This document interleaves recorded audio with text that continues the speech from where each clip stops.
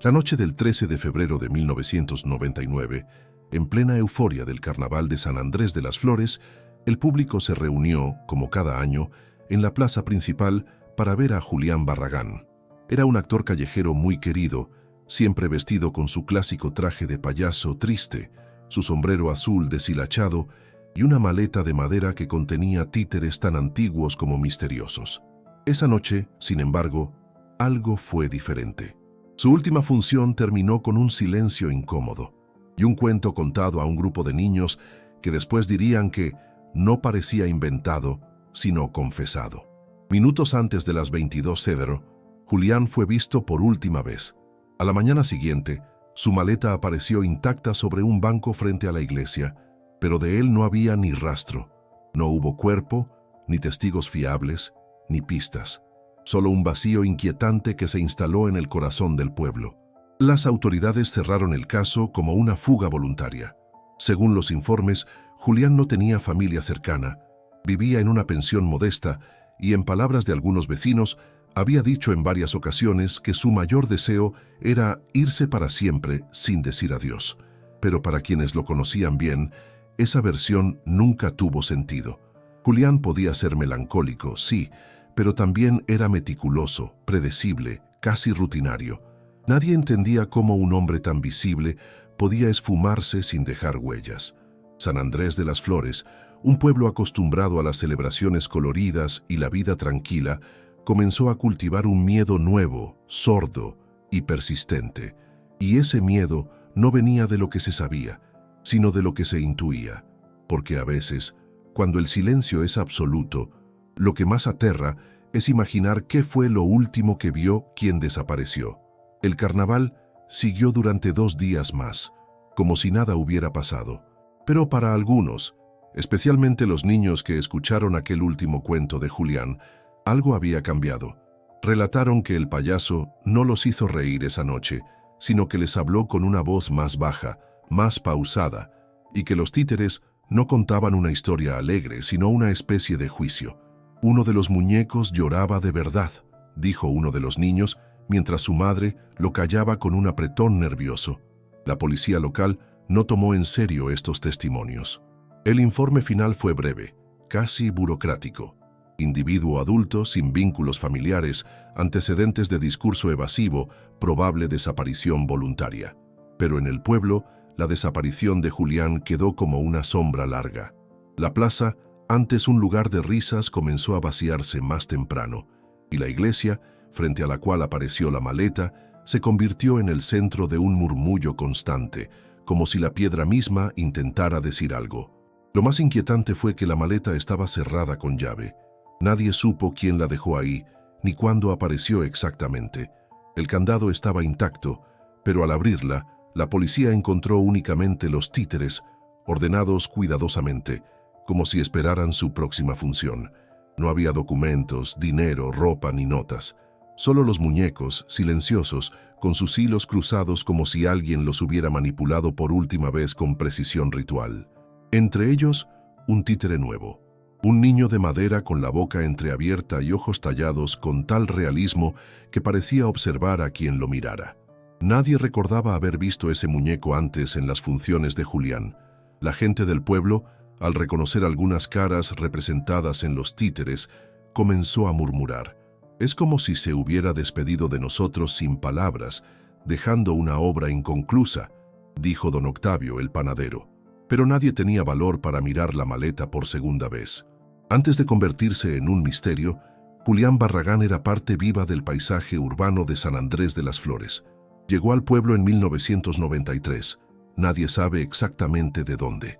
Tenía entonces poco más de 30 años, la piel quemada por el sol y una mirada esquiva pero amable. Se instaló en una habitación del segundo piso de la pensión El Arrayán, donde pagaba puntualmente cada mes y apenas hablaba con los otros inquilinos. Se ganaba la vida con sus funciones callejeras, que realizaba cada fin de semana en la plaza principal. Durante años, sus títeres contaron historias de niños perdidos, animales parlantes, reyes crueles y figuras religiosas. Nunca repetía exactamente el mismo cuento, y muchos decían que sus obras eran demasiado tristes para niños, pero demasiado simbólicas para adultos.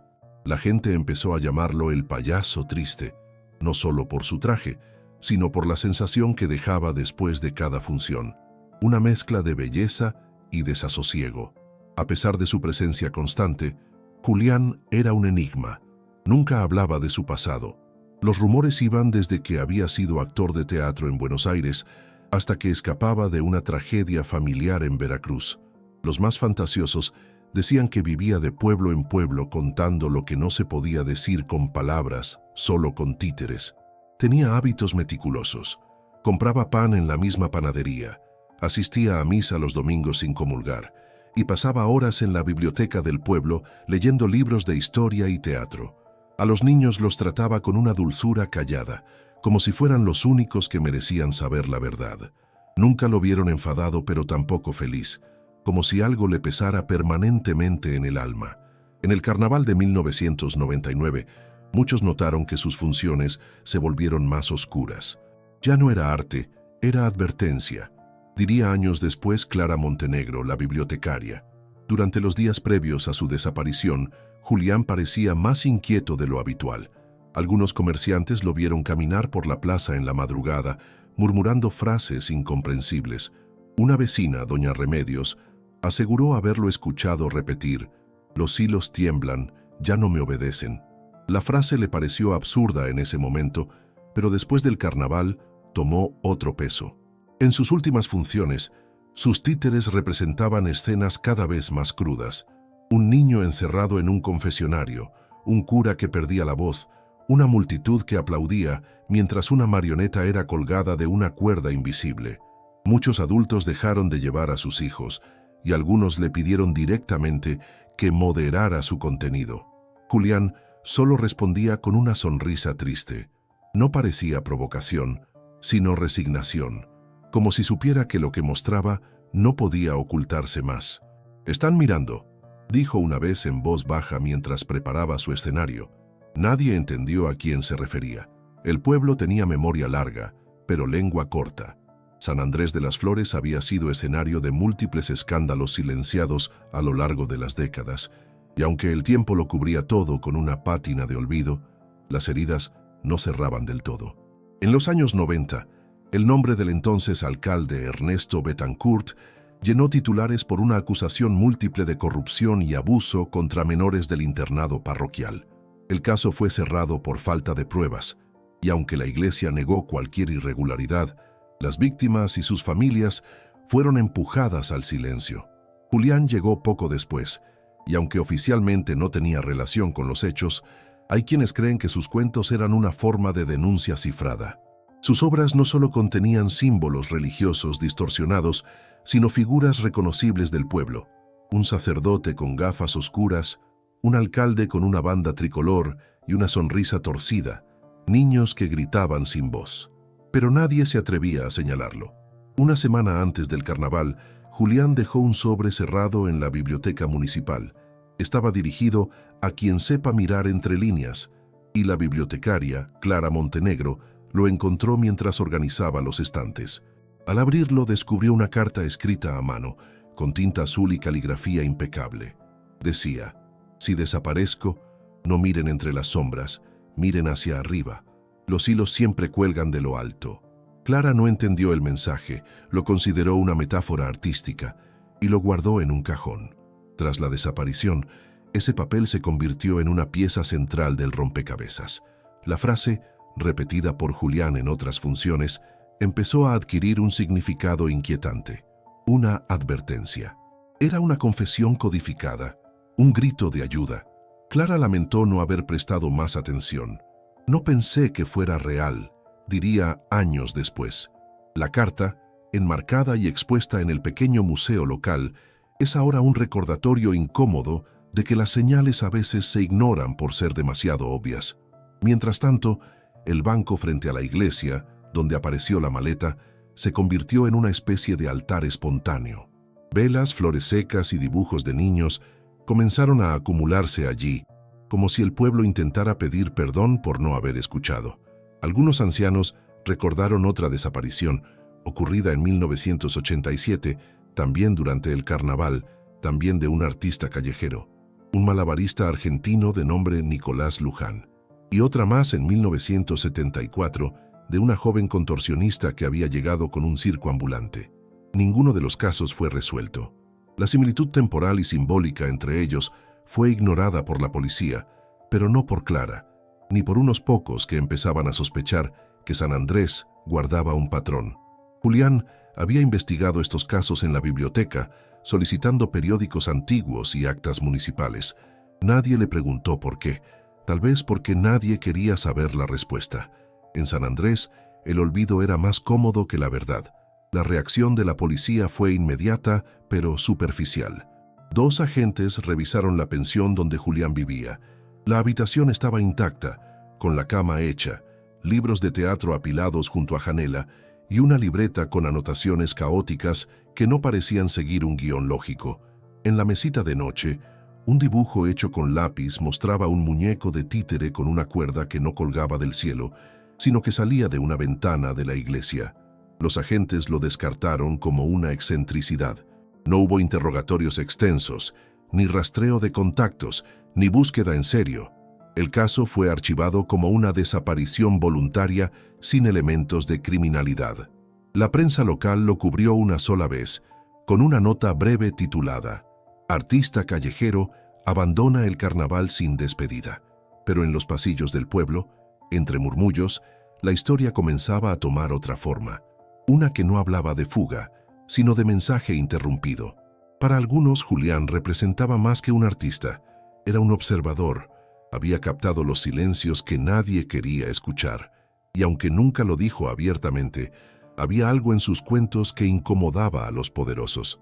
La función que ofreció la noche de su desaparición fue especialmente perturbadora. Según varios niños que la presenciaron, un títere con sotana acusaba a otro, con banda tricolor, de olvidar a los que lloran en los patios de piedra. En un momento, la escena se detuvo sin razón aparente. Julián miró al cielo, bajó el telón y se quedó inmóvil por unos segundos. Luego se inclinó en silencio, guardó todo y se fue caminando por el costado de la iglesia, desapareciendo entre las sombras. Nadie lo siguió, nadie lo detuvo, y cuando la noche cerró por completo, quedó solo la duda. ¿Fue ese su acto final o un pedido de ayuda disfrazado de función? Durante años, el recuerdo de Julián se fue diluyendo entre los festejos del carnaval. Los niños que alguna vez lo vieron crecerían sin poder explicar del todo lo que presenciaron, y los adultos se aferraron a la explicación oficial, aunque con un dejo de culpa que jamás confesaron en voz alta. La plaza siguió siendo el centro de las celebraciones, pero su esquina norte, la que miraba directamente hacia la iglesia, fue evitada instintivamente por muchos. Los bancos de ese lado permanecían vacíos durante las funciones y la maleta fue retirada por orden municipal y almacenada en un archivo del ayuntamiento como una pieza sin valor. Nadie se atrevió a tirarla, pero tampoco a examinarla nuevamente. Era como si todo el pueblo decidiera congelar ese episodio, enterrarlo bajo la rutina, esperando que el tiempo, una vez más, obrara su magia anestesiante. Fue en 2013 cuando el silencio se rompió. Un titiritero ambulante llamado Darío Olivares, recién llegado desde Córdoba, compró una maleta de segunda mano en una venta de garage en las afueras de San Andrés. El vendedor, un hombre mayor que se hacía llamar El Tico, dijo haberla encontrado años atrás en un lote municipal abandonado. Darío no sabía nada del caso Julián. Le atrajeron los herrajes antiguos de la maleta, su olor a madera húmeda y el peso insólito que tenía pese a su tamaño. Al abrirla en su cuarto de pensión, encontró una colección de títeres tallados con una destreza inquietante. Cada muñeco parecía capturar no solo los rasgos físicos, sino también el alma de su representado. Había uno con un delantal manchado, idéntico a la panadera Clara, otro con gafas gruesas como el bibliotecario viejo del pueblo. Pero lo más perturbador era el último, una figura en sotana negra, con una cruz invertida grabada en el pecho y una inscripción tallada en su base de madera. El que mueve los hilos, 1999. Darío sintió un escalofrío recorrerle la espalda. No era supersticioso, pero había algo en ese títere que lo perturbaba más allá de lo racional. Lo colocó de inmediato de vuelta en la maleta, pero esa noche no pudo dormir. Soñó con una plaza desierta, iluminada solo por faroles rojos, donde un payaso de ojos huecos lo observaba sin moverse. A su lado, la figura de Sotana alzaba lentamente una mano, como si estuviera a punto de hablar. Al despertar, Darío intentó ignorar la experiencia, pero algo lo empujaba a saber más. Visitó la biblioteca local buscando cualquier dato sobre la maleta. Clara Montenegro, ya jubilada, pero aún colaboradora habitual, fue quien lo atendió. Al ver los dibujos de los títeres, empalideció. Esto es de Julián Barragán, murmuró, con una mezcla de sorpresa y miedo. Así comenzó una investigación no oficial, impulsada por un forastero que sin querer desenterró una herida mal cicatrizada. Con la ayuda de Clara, Darío accedió a antiguos periódicos, actas municipales y recortes olvidados. Pronto descubrió que la figura con la cruz invertida no aparecía en ninguna de las funciones registradas de Julián. Era nueva, o al menos no pública. Clara recordaba vagamente una conversación con Julián sobre un personaje que no debía salir a la luz todavía, pero nunca supo a qué se refería. Darío también halló algo más. 2 casos de desapariciones de artistas callejeros en las décadas anteriores, ambos durante carnavales, ambos con elementos simbólicos religiosos en sus presentaciones. La policía jamás conectó los puntos. Él sí. El patrón era claro, demasiado preciso para ser coincidencia. Y en todos los recortes, el nombre de Ernesto Betancourt, el exalcalde, aparecía como figura de fondo, ya sea en eventos públicos, ceremonias religiosas o inauguraciones de funciones callejeras. El círculo se comenzaba a cerrar, y Darío se dio cuenta de que no había encontrado una historia, sino que había sido encontrado por ella. El hallazgo más desconcertante ocurrió una semana después. Revisando una caja de archivos olvidados en la hemeroteca local, Darío encontró una carta sin enviar, firmada por Julián Barragán y fechada 3 semanas antes de su desaparición. Estaba dirigida a un tal padre Ramón Altamira, un nombre que no figuraba en los registros eclesiásticos del pueblo. La carta, escrita con una mezcla de urgencia y resignación, decía: «He cruzado la línea. Ya no me basta contar cuentos. Necesito que alguien más escuche. Si desaparezco, no crean que me rendí. Los títeres seguirán hablando. Solo recuerde lo que le dije.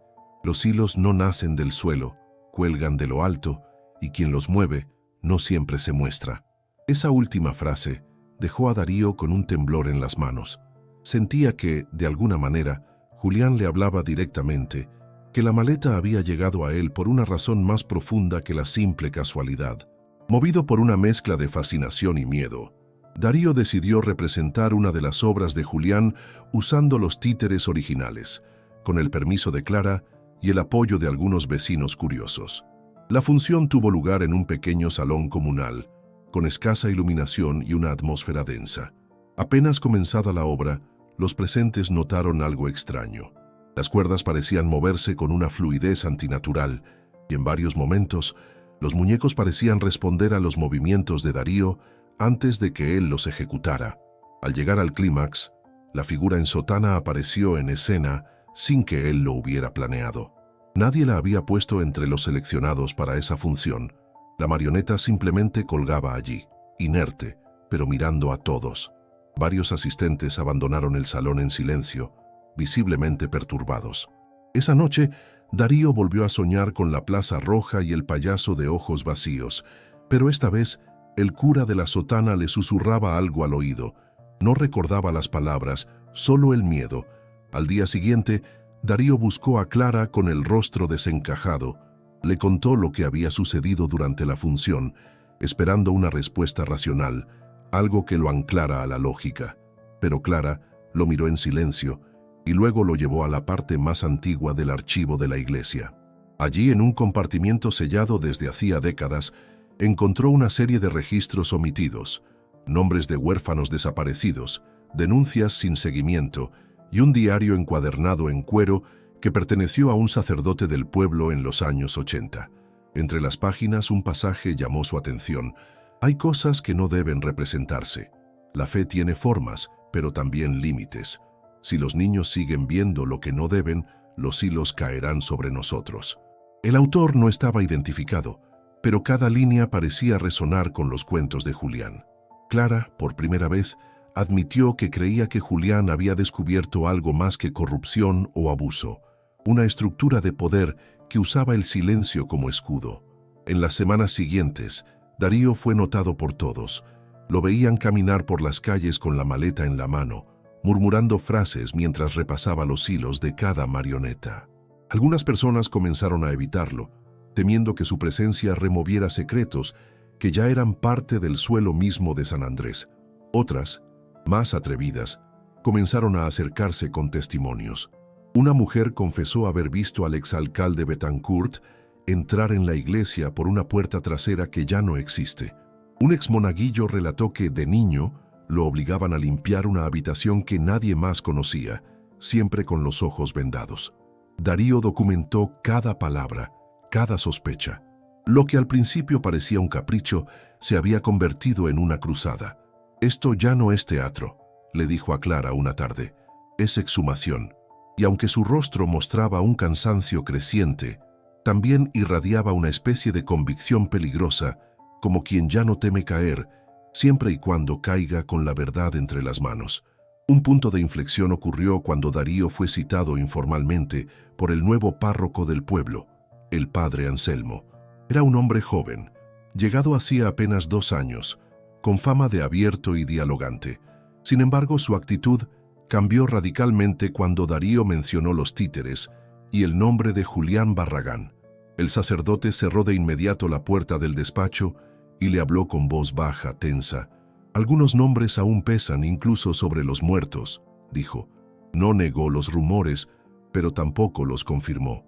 Solo recomendó que dejara los muñecos descansar, como si fueran cuerpos, no piezas de madera.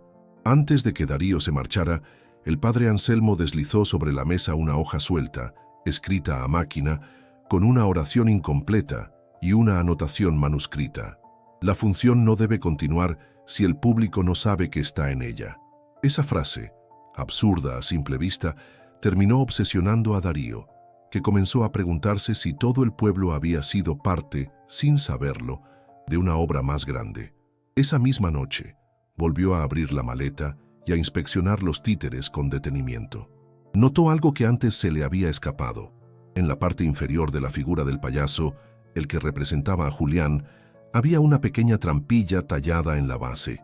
Dentro, escondido entre el hueco y el revestimiento de madera, encontró un papel doblado varias veces.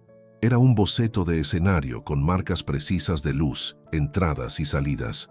Pero lo más desconcertante era que el dibujo representaba la plaza del pueblo, con cada poste de luz identificado y en el centro una tarima marcada con una cruz. A su alrededor, figuras sin rostro ocupaban los bancos. El título, escrito con tinta negra, decía simplemente «La última función». Era como si Julián hubiera planeado una despedida, no solo para sí mismo, sino para todos. Y ahora, Darío sentía que tenía en sus manos un guión que jamás debió ser representado, pero que sin quererlo ya había comenzado a interpretar. Con el dibujo en mano, Darío comenzó a recorrer la plaza como si fuera un escenario, buscando coincidencias entre el boceto y la realidad. Cada farol, cada banca, incluso los árboles, coincidían milimétricamente con lo plasmado por Julián. Pero había un detalle perturbador. En el dibujo, la iglesia no aparecía como un fondo, sino como una figura activa, marcada con flechas que salían de sus muros hacia el centro del escenario, como si fuera parte del guión o el origen del conflicto, pensó Darío. Esa noche colocó una cámara en el tejado de su pensión, apuntando hacia la plaza. Quería registrar cualquier actividad inusual. Revisando las imágenes al día siguiente, notó una figura que cruzaba lentamente la plaza a las 3 de la madrugada. Vestía de negro, con un sombrero antiguo, y parecía llevar algo en los brazos.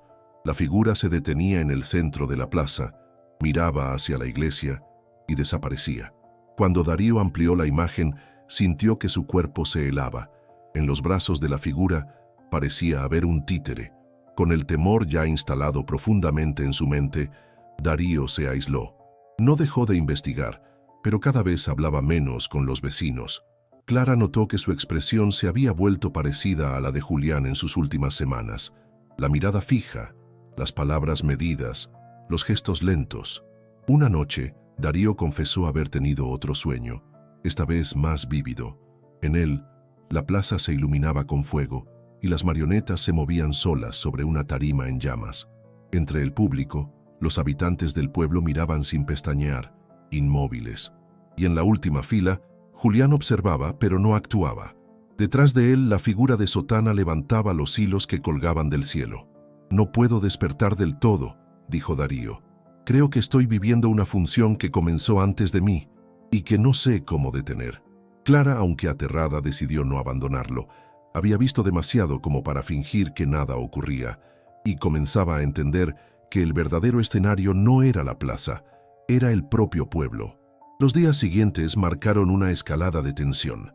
Varios vecinos comenzaron a reportar incidentes extraños, sombras que se deslizaban entre los muros de la iglesia al anochecer, ecos de voces infantiles en la plaza cuando ya no quedaban niños jugando. Y en una ocasión una mujer juró haber visto un títere colgando del campanario, oscilando al ritmo del viento. El cura, el padre Anselmo, negó cualquier actividad fuera de lo normal, pero su rostro pálido y sus manos temblorosas lo contradecían. Darío, por su parte, comenzó a recibir notas anónimas debajo de la puerta de su habitación. La primera decía simplemente, «Ya fue suficiente». La segunda, más amenazante, «Los hilos no deben tocarse sin permiso». La tercera incluía un fragmento de papel arrancado del diario de Julián que él nunca había mostrado a nadie. Entendió entonces que alguien más estaba siguiendo su investigación muy de cerca, alguien que no quería que la obra continuara, o que, por el contrario, quería asegurarse de que llegara hasta el final. Fue en ese clima de paranoia creciente que Darío decidió visitar la casa abandonada del exalcalde Betancourt, en las afueras del pueblo. El lugar había estado cerrado desde su muerte en 2004 y nadie se había atrevido a comprarla. La maleza cubría el camino y las ventanas estaban tapiadas, excepto una en el segundo piso, que mostraba una cortina rasgada moviéndose al viento. Darío forzó la cerradura y entró con una linterna. El interior olía a humedad, pero también a algo más. Cera quemada, madera vieja, polvo y algo metálico. En un cuarto trasero encontró una especie de altar improvisado, con restos de velas negras, una cruz invertida de hierro y en el centro una marioneta sin cabeza, vestida con una túnica blanca. Sobre la pared, en letras rojas, alguien había escrito, «El que mueve los hilos ya no necesita manos». En ese instante, Darío sintió que alguien lo observaba. Se dio vuelta bruscamente, pero no había nadie, o al menos nadie visible. La experiencia en la casa del exalcalde dejó a Darío con una certeza. Había cruzado un umbral del que no podía regresar. La marioneta sin cabeza, el altar, las palabras escritas en la pared. Todo indicaba que detrás de las desapariciones había algo más que crimen o corrupción. Había ritual. No uno en el sentido religioso tradicional, sino una estructura simbólica, teatral y manipuladora, donde las víctimas no solo eran eliminadas, sino convertidas en personajes silenciosos. Darío comprendió que Julián había intentado denunciar todo eso de la única manera que conocía, el arte. Cada función, cada títere, era un acto de resistencia, y ahora esa resistencia le había sido heredada. Decidió entonces preparar una función final, no en un salón ni en secreto, sino en la misma plaza donde todo comenzó. Una noche, sin anunciarlo, montó la tarima frente a la iglesia y colocó las marionetas, cada una en su lugar. A las 23:00, encendió los faroles y comenzó. Los primeros en llegar fueron los niños, atraídos por la luz y la música tenue que emanaba del viejo reproductor de Darío. Luego, algunos adultos se acercaron con recelo. La plaza fue llenándose poco a poco, como si algo ancestral los llamara sin palabras. Nadie hablaba, todos observaban, y entonces, sin pronunciar una sola frase, los títeres comenzaron a moverse. No era Darío quien los controlaba. Él mismo estaba inmóvil, los brazos caídos a los costados, el rostro empapado en sudor. Las marionetas se alzaban, caían, señalaban al público y reproducían escenas que muchos allí preferían olvidar. Un niño golpeado en un cuarto oscuro, un alcalde recibiendo sobres en una sacristía, un cura arrodillado ante una figura cubierta por un velo. Las imágenes eran precisas, brutales, reconocibles. Algunos comenzaron a llorar, otros a alejarse lentamente. Nadie se atrevía a interrumpir. Era como si toda la verdad del pueblo hubiera estado esperando ese momento para hablar sin palabras. En medio de la función, las campanas de la iglesia comenzaron a sonar sin que nadie las tocara. Un tañido grave, irregular, que rompía el silencio entre escena y escena como un latido antiguo. Algunos asistentes comenzaron a rezar, otros retrocedieron visiblemente perturbados. La figura del títere en sotana apareció al final del espectáculo, descendiendo lentamente desde lo alto de un poste, como si alguien o algo lo estuviera guiando desde el cielo. En ese instante, Darío colapsó sobre la tarima. Fue trasladado de inmediato al hospital del pueblo, donde permaneció inconsciente durante 3 días. Los médicos no pudieron encontrar una causa física concreta. Su pulso era regular. No había golpes, ni sustancias en su sangre, solo una especie de parálisis inexplicable, como si hubiera cruzado un umbral psíquico del que su cuerpo no pudo volver. Cuando despertó, solo dijo una frase, una y otra vez: «Yo no los moví». Nadie entendió completamente a qué se refería. Durante esos 3 días, algo cambió en el pueblo.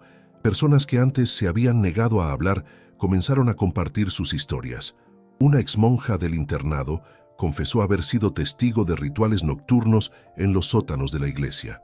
Un hombre mayor relató haber visto, de niño, a Julián discutiendo con el exalcalde detrás del campanario, días antes de su desaparición. Y sorprendentemente, apareció una mujer que decía haber sido pareja de Julián en sus años de juventud. Afirmó que él había huido de otro pueblo, tras denunciar una red de encubrimiento en un colegio religioso.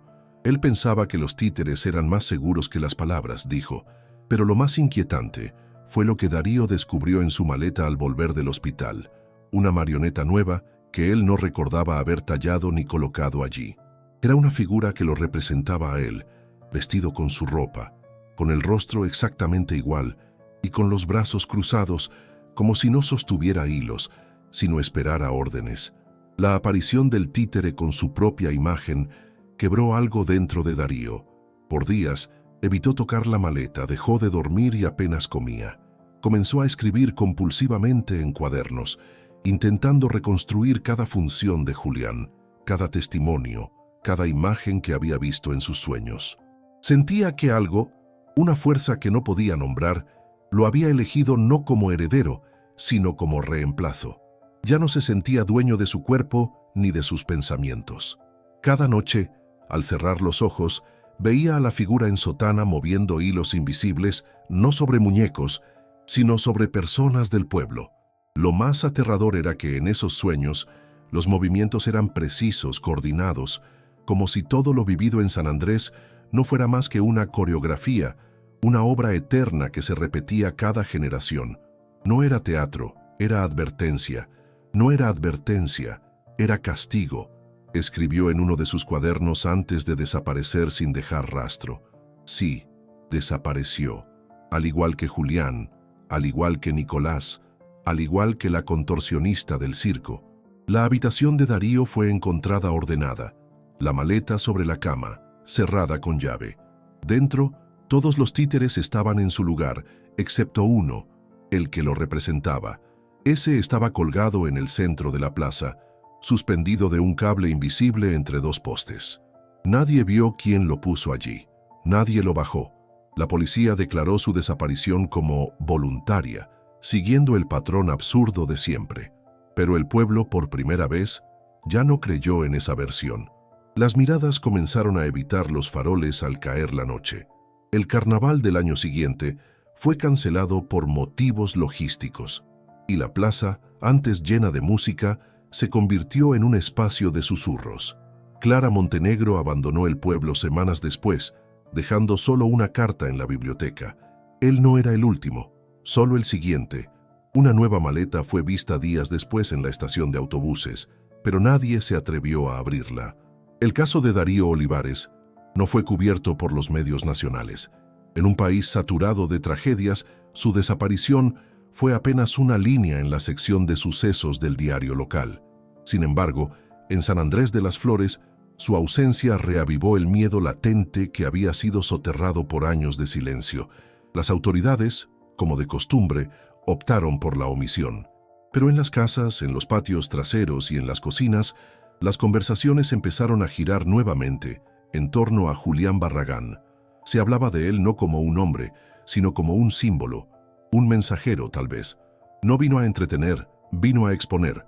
Decía una anciana que aún conservaba una flor seca que Julián le regaló en 1997. Otros afirmaban haber escuchado risas de niños provenientes de la plaza justo antes del amanecer. Y algunos comenzaron a referirse a los faroles de la plaza como los ojos del escenario. Nadie los miraba directamente. Lo más extraño fue lo que ocurrió meses después. Durante las reparaciones de una grieta en la sacristía de la iglesia, unos obreros encontraron una habitación oculta, sellada desde dentro. Dentro colgaban marionetas similares a las de Julián, pero más toscas, más antiguas. Estaban alineadas como si esperaran su turno, todas representando figuras religiosas y políticas del pasado del pueblo. En el centro, una figura colosal, de casi 2 metros, vestida con sotana negra, sostenía con ambas manos un haz de cuerdas que se perdían en lo alto del techo. En su base, la inscripción tallada decía: «El que mueve los hilos no necesita ser visto, solo obedecido». La habitación fue clausurada por orden del obispado y los trabajadores firmaron acuerdos de confidencialidad. Pero ya era tarde.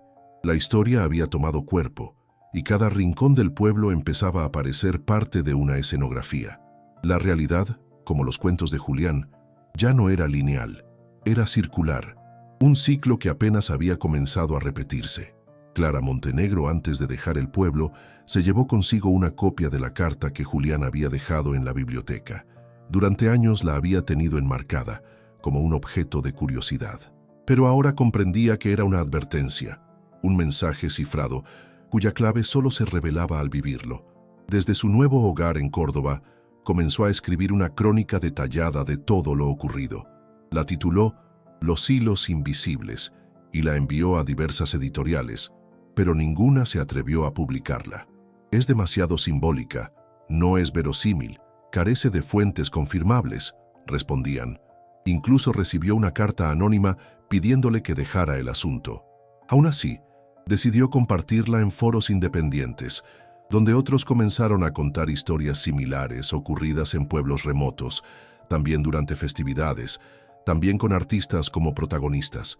La sensación de que lo de San Andrés no era un caso aislado comenzó a crecer.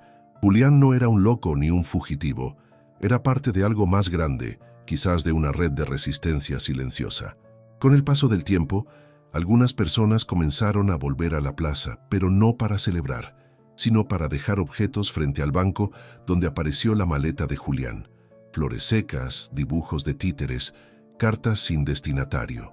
Los niños, que crecieron oyendo sus historias como leyendas, comenzaron a dibujar figuras con hilos que colgaban del cielo sin que nadie les hablara del tema.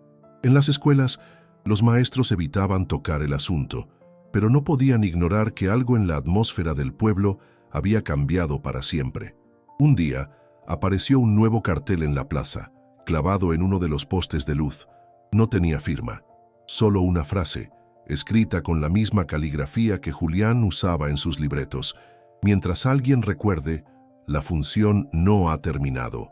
Nadie lo quitó, nadie habló de él, pero todos sabían lo que significaba, porque en San Andrés de las Flores, el silencio ya no era olvido, era parte del libreto. Un año después de la desaparición de Darío, un grupo de jóvenes aficionados al teatro decidió organizar una muestra callejera en la plaza como forma de recuperar el espacio para la comunidad. Sin embargo, al anunciar el evento, comenzaron a suceder cosas extrañas. El sistema de sonido fallaba sin razón técnica. Los focos instalados para la tarima estallaban antes de encenderse y una noche encontraron los guiones de las obras alterados, con escenas que nadie había escrito, diálogos entre figuras religiosas y políticas que recordaban las antiguas funciones de Julián. Los jóvenes intentaron seguir adelante, pero uno a uno comenzaron a retirarse del proyecto. El último, una muchacha llamada Camila, dejó una nota en su camerino improvisado. Esto no es nuestro. La historia ya fue escrita. El evento fue cancelado. La plaza volvió a quedar vacía. Y desde entonces, cualquier intento de actividad artística en ese lugar parece estar condenado a fracasar, como si el escenario estuviera ocupado por una obra en curso que nadie se atreve a interrumpir. Mientras tanto, la maleta original, la de Julián, desapareció del archivo municipal sin que nadie supiera cómo. La sala donde estaba almacenada fue encontrada abierta, pero sin señales de forzamiento. Las cámaras no grabaron movimiento alguno. La ficha de inventario fue tachada con tinta roja y en su lugar alguien escribió: regresó al escenario. Desde entonces han circulado rumores de que la maleta aparece en otros pueblos, en otras plazas, justo antes de que alguien desaparezca. Algunos aseguran haberla visto en fotos de carnavales en Chiapas, en procesiones del norte de Argentina, incluso en mercados callejeros de Quito. Nadie ha podido confirmar su presencia, pero todos los relatos coinciden en un detalle. Al abrirla, los títeres no están ordenados, están mirando hacia quien la abre, y entre ellos siempre hay uno nuevo, con los rasgos de alguien que aún no ha desaparecido, como si la maleta no contuviera muñecos, sino presagios, como si los hilos no se rompieran jamás, solo cambiaran de manos. En un intento final por entender lo que había vivido, Clara Montenegro regresó brevemente a San Andrés una década después. Encontró un pueblo más gris, más silencioso, como si el tiempo se hubiera detenido en una pausa incómoda. Nadie mencionaba a Julián, a Darío, ni a los títeres, pero todo en el ambiente parecía aludir a ellos. Los faroles restaurados que jamás volvieron a encenderse, la tarima clausurada con cinta municipal, el banco frente a la iglesia, ahora carcomido por la intemperie, pero nunca retirado. Clara dejó un pequeño sobre bajo una de las maderas. Dentro había una fotografía de Julián, una flor seca y una nota que decía: no dejemos que escriban el final por nosotros. Luego se marchó sin mirar atrás, pero antes de subir al autobús, juró ver entre los arbustos al costado de la plaza a un niño con un sombrero azul sosteniendo una cuerda. No tenía expresión, no se movía, solo observaba. Esa noche, en un pueblo vecino, durante una feria escolar, un artista callejero montó un espectáculo improvisado. Llevaba un sombrero azul desgastado y una vieja maleta de madera. Nadie sabía quién era ni cómo había llegado allí. Su rostro, cubierto por una capa de maquillaje blanco y una lágrima negra, provocaba más nostalgia que risa. Abrió la maleta y comenzó a sacar los títeres, uno por uno, colocándolos con cuidado sobre una manta roja. El público, formado mayoritariamente por niños, guardó silencio.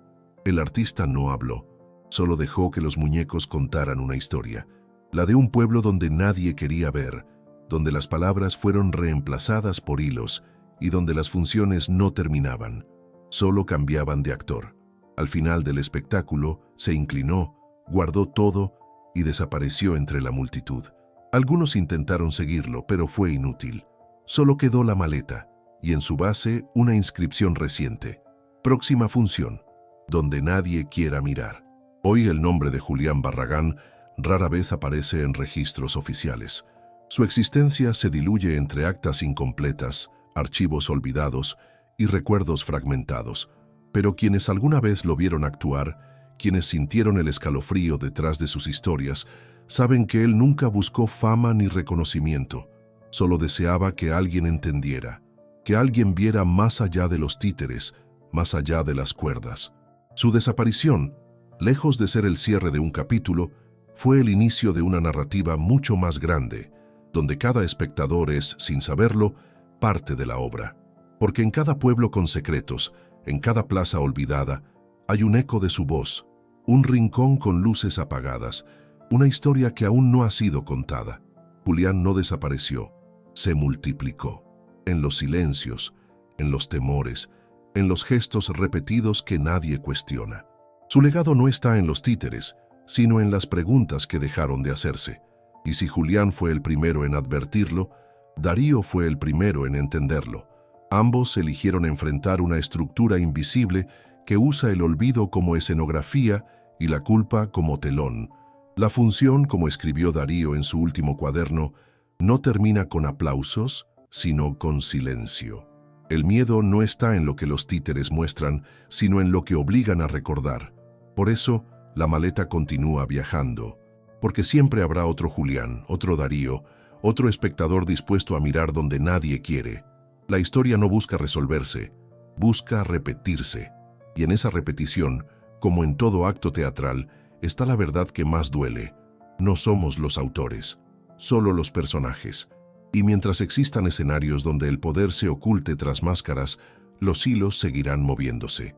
Así, San Andrés de las Flores permanece como un recuerdo vivo, no por sus calles ni por sus fiestas, sino por lo que calla. Por esa sensación que todo visitante experimenta al caminar por la plaza, como si estuviera siendo observado, como si en cualquier momento, desde algún rincón, una cuerda invisible pudiera tirar de su brazo, de su voz, de su conciencia, como si alguien o algo esperara que dijera su línea. En ese espacio donde la realidad se confunde con representación, la historia de Julián encuentra su eco más profundo, no en la maleta, no en los títeres, sino en quienes la escuchan, en quienes se atreven a preguntarse qué papel les ha tocado interpretar, porque el telón nunca cae del todo, solo se oscurece. Y ahora que conoces la historia, no puedes desoírla, no puedes fingir que no viste los hilos. Si alguna vez, en un mercado, en una feria o en una esquina olvidada, encuentras una maleta de madera con herrajes antiguos, no la abras, no mires dentro, porque tal vez te encuentres a ti mismo, tallado en madera, esperando tu turno. Y entonces sabrás que ya es demasiado tarde, que los hilos ya están atados, que la función ha comenzado y que tú, como todos los demás, llevas años actuando sin saberlo.